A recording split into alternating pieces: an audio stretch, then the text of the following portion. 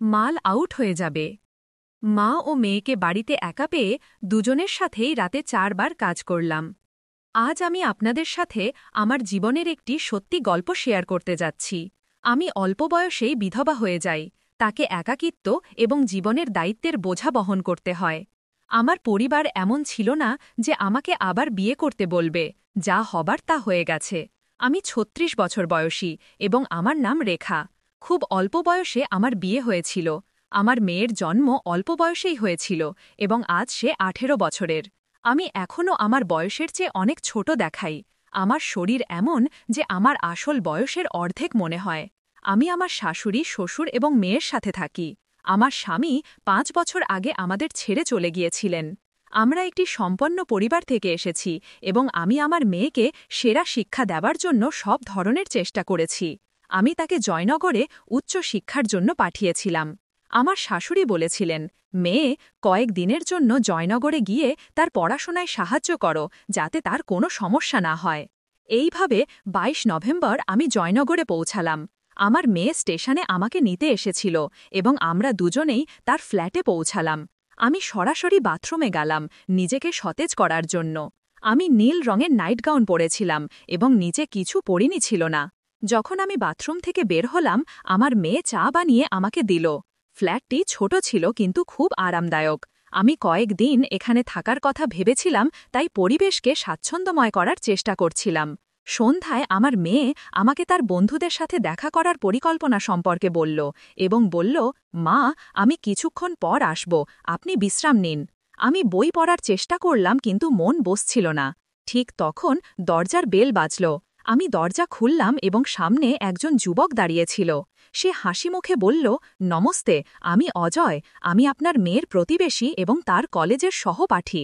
সে বলেছিল যদি কোনো সাহায্যের প্রয়োজন হয় তবে আমি আসব। অজয় অত্যন্ত বিনয়ী এবং মৃদুভাষী ছিল।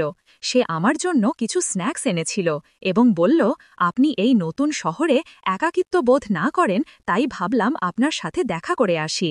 আমরা কিছুক্ষণ কথা বললাম। সে বলল যে সে একা থাকে এবং পরিবার থেকে দূরে পড়াশোনা করছে। তার কথায় এক অন্যরকম সরলতা এবং আন্তরিকতা ছিল। আমি দীর্ঘদিন পরে কাউনের সাথে এভাবে খোলামেলা কথা বলতে পেরেছিলাম। দিন যত গড়াতে লাগল, অজয় প্রায় আসা যাওয়া করতে লাগল। আমার মেয়ের ফ্ল্যাটের ছোটখাটো কাজে সে সাহায্য করত এবং পাশাপাশি আমার চিন্তাও করত। আমি তার সাথে বেশ স্বাচ্ছন্দ্য বোধ করতে শুরু করলাম।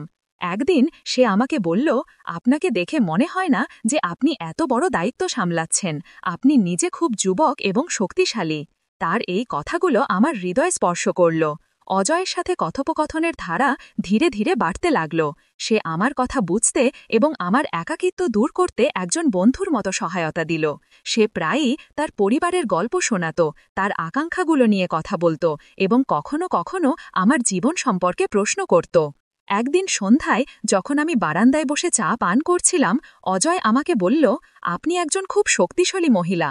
আমি আপনাকে যতটা জেনেছি ততটাই অনুভব করি যে আপনি আপনার জীবনকে নিজের থেকে আরও ভালো করতে পারেন। কিন্তু কখনো কি আপনি আপনার নিজের সুখের কথা ভেবেছেন? তার এই প্রশ্ন আমাকে ভাবিয়ে দিল। আমার জীবনের সুখের অর্থ শুধু আমার মেয়েই ছিল, কিন্তু আমি কি কখনো নিজের জন্য কিছু চেয়েছি? সম্ভবত না। অজয়ের সাথে সময় কাটাতে গিয়ে আমি অনুভব করলাম যে সে শুধু একজন যুবক নয়, সে এমন একজন মানুষ যে আমার অনুভূতি এবং হৃদয়ের গভীরতা বুঝতে পারে। তার স্নেহ, তার যত্ন এবং তার উপস্থিতি আমার ভেতরে আবার বেঁচে থাকার ইচ্ছা জাগিয়ে তুলল। একদিন সে আমাকে বলল, আমি আপনাকে প্রথমবার দেখেই অনুভব করেছিলাম যে আপনি কতটা বিশেষ, কিন্তু এই কথা বলার সাহস আজই পেয়েছি। আমি জানি আমাদের মধ্যে বয়সের ব্যবধান আছে, কিন্তু আমার জন্য আপনার বয়স শুধু একটি সংখ্যা। আমি আপনার যত্ন করি এবং চাই আপনি সুখে থাকুন। তার কথাগুলো আমাকে গভীরভাবে নাড়া দিল। আমি কিছুক্ষণ চুপ করে রইলাম, তারপর বললাম, অজয়, আমি নিজেকে আবার এভাবে ভাবার অনুমতি দিতে পারি না। আমার জীবন আমার মেয়ের চারপাশেই ঘোরে। সে হাসি মুখে বলল, আপনার সুখ আপনার মেয়ের জন্য ঠিক ততটাই গুরুত্বপূর্ণ যতটা তার জন্য তার ভালোবাসা। আপনি যদি সুখে থাকেন তবে সেও সুখে থাকবে। শুধু একবার আপনার হৃদয়ের কথা শুনুন। এটা প্রথমবার ছিল যখন কেউ আমাকে এভাবে কথা বলেছিল। অজয় আমাকে আমার একাকিত্ব থেকে বেরিয়ে আসার পথ দেখিয়েছিল। কিন্তু আমি কি আমার দায়িত্ব এবং সমাজের বন্ধন অতিক্রম করতে পারব? অজয়ের কথাগুলো আমার মনে এক ধরনের আলোড়ন সৃষ্টি করেছিল। আমি চাইলেও সেই কথাগুলো উপেক্ষা করতে পারছিলাম না। আমি ভেবেছিলাম, আমার কি নিজের সুখের কথা ভাবার অধিকার আছে? পরের কয়েকদিন আমি বেশ বিভ্রান্ত ছিলাম। অজয় আমার সাথে খুব স্বাভাবিকভাবে কথা বলত, কিন্তু আমি নিজেকে একটু দূরে রাখা শুরু করলাম। আমি চাইনি যে আমার মনে কোনো আশা জাগুক। আমার মেয়েটাই আমার সংসার ছিল, আর আমি চাইনি যে সে আমার কোনো কারণে অস্বস্তি বোধ করুক। কিন্তু অজয়ের ধৈর্য ছিল অসাধারণ। সে কখনো আমার ওপর কিছু চাপিয়ে দেয়নি। সে সবসময় আমার চেয়েগুলোর মূল্য দিত এবং আমাকে বারবার এই বিশ্বাস দিত যে তার ভালোবাসা সত্যি এবং স্বাভাবিক। একদিন আমার মেয়ে আমাকে বলল, মা, তুমি কিছুটা বিচলিত দেখাচ্ছ। অজয় কাকাও জিজ্ঞেস করছিলেন তুমি ঠিক আছো কিনা। আমি একটু আশ্চর্য হলাম। অজয় কাকা? সে হেসে বলল, হ্যাঁ, সে আমার জন্য বড় ভাইয়ের মতো। সে তোমার খুব যত্ন নেয়। তুমি কি তার উপর রাগ করেছ? আমি আমার মেয়েকে জড়িয়ে ধরে বললাম, না বেটা, আমি শুধু আমার পুরনো দিনগুলোর কথা ভাবছিলাম। সেই দিন আমি বুঝতে পারলাম যে আমার মেয়ে কতটা বুদ্ধিমান হয়ে উঠেছে। হয়তো সে আমার জীবনে কোনো নতুন পরিবর্তনকে মেনে নিতে প্রস্তুত ছিল, কিন্তু আমি তখনও নিজেকে নিয়ে সন্দিহান ছিলাম। কিছুদিন পরে অজয় আমাকে বলল, আমি যদি তোমার বিভ্রান্তির কারণ হয়ে থাকি তাহলে আমি নিজেকে দূরে রাখতে পারি, কিন্তু এটুকু বলবো, তোমার সুখ আমার কাছে গুরুত্বপূর্ণ। তুমি যেমন আছো তেমনই আমার জন্য বিশেষ। শুধু এটা জেনে রাখো যে আমার চেয়েগুলো কখনো বদলাবে না। তার কথায় আমার চোখে পানি চলে এলো। আমি তাকে থামিয়ে বললাম, অজয়, আমি সব সময় অন্যদের জন্য বেঁচে থাকি, নিজের কথা কখনো ভাবিনি, কিন্তু এখন তুমি আমাকে ভাবতে বাধ্য করেছ যে হয়তো আমিও সুখী হতে পারি। সে আমার চোখের দিকে তাকিয়ে বলল, তাহলে শুধু তোমার হৃদয়ের কথা শোনো, বাকি সব আমি সামলাব। সেই দিন আমি সিদ্ধান্ত নিলাম যে আমি আমার হৃদয়ের কথা শুনব। আমি আমার মেয়ের সাথে এই কথা শেয়ার করলাম। সে আমাকে জড়িয়ে ধরে বলল, মা, তোমার সুখই আমার সুখ। তুমি সব সময় আমার জন্য সবকিছু করেছ।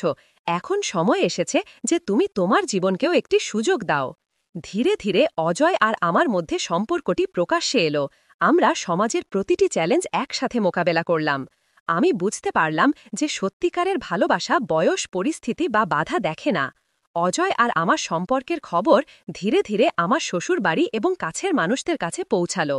আমি ভেবেছিলাম এটার বিরোধিতা হবে, কিন্তু সত্যি কথা হলো, আমি এখন নিজেকে এতটাই শক্তিশালী অনুভব করছিলাম যে কারণ নেতিবাচক মতামতের ভয় ছাড়াই আমি আমার সিদ্ধান্তে অটল থাকতে পারব। একদিন সন্ধ্যায় বাড়ি ফিরে আমার শাশুড়ি আমাকে বললেন, বেটা, আমরা তোমাকে সব সময় দায়িত্বে জড়িত দেখেছি।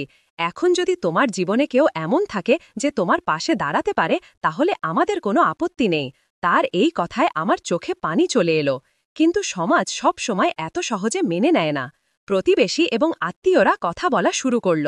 কেউ কেউ বলল, এই বয়সে ভালোবাসা, এটা কি ঠিক? এই কথাগুলো আমাকে আবারও ভাবতে বাধ্য করল। অজয় আমার হাত ধরে বলল, তোমার সিদ্ধান্তের চেয়ে গুরুত্বপূর্ণ কিছু নেই। মানুষ তো সব অবস্থাতেই কথা বলবে, কিন্তু এটা তোমার জীবন এবং তুমি এটা তোমার শর্তে বাঁচার অধিকার রাখো। আমার মেয়েও প্রতিটি পদক্ষেপে আমার পাশে দাঁড়ালো। সে বলল, মা, তুমি সব সময় আমার সুখের জন্য ত্যাগ করেছ, এখন তোমার সুখের সময়, আমি তোমার সাথে আছি। তার এই কথাগুলো আমাকে ভেতর থেকে শক্তিশালী করে তুলল। ধীরে ধীরে আমি এবং অজয় আমাদের সম্পর্ককে একটি নাম দিতে সিদ্ধান্ত নিলাম। আমরা খুব সাধারণভাবে শাদী করলাম, শুধু আমাদের কাছের মানুষদের উপস্থিতিতে। এটি একটি নতুন শুরু ছিল, যেখানে বয়স, সামাজিক চাপ এবং প্রথা পিছনে পড়ে রইল এবং শুধু সত্যি আর ভালোবাসা জয়ই হল। শাদীর পরে অজয় শুধু আমার জীবনকে আলোকিত করেনি, বরং আমার মেয়ের জন্য একজন সত্যিকারের বন্ধু এবং গাইড হয়ে উঠল। আমাদের জীবন একটি নতুন দিকে এগিয়ে গেল, যেখানে আমরা একসাথে সুখ এবং স্বপ্ন ভাগ করলাম। এই গল্প আমাকে শিখিয়েছে যে নিজের জন্য দাঁড়ানো কতটা গুরুত্বপূর্ণ। সমাজের তৈরি নিয়ম এবং প্রথা সবসময় সঠিক নয়। সত্যিকারের ভালোবাসা এবং পারস্পরিক সম্মানের সাথে প্রতিটি চ্যালেঞ্জ অতিক্রম করা যায়। শাদীর পরে অজয় এবং আমি একটি নতুন জীবন শুরু করলাম। আমরা একসাথে এমন একটি পরিবেশ তৈরি করলাম যেখানে পারস্পরিক সম্মান এবং ভালোবাসা প্রতিটি কঠিনতাকে সহজ করে দিল। আমার মেয়ে অনন্যা এই নতুন সম্পর্কটিকে খোলা মনে গ্রহণ করল এবং বলল, মা, তুমি সবসময় আমার জন্য সবচেয়ে ভালোটা করেছ। এখন আমি চাই তুমি তোমার সুখকে পুরোপুরি উপভোগ করো। অজয় অনন্যার পড়াশোনায় তার পূর্ণ সমর্থন দিল।